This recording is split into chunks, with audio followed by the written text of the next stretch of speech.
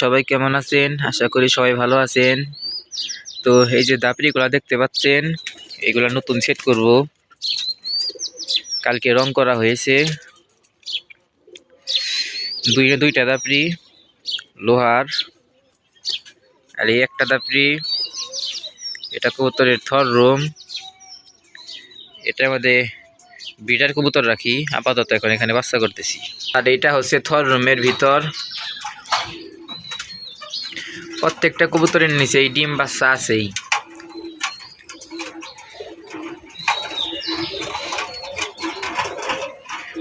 কবুতরগুলো খাবার দিব কবুতরকে, সেই জন্য কবুতরগুলো এইরকম করতেছে।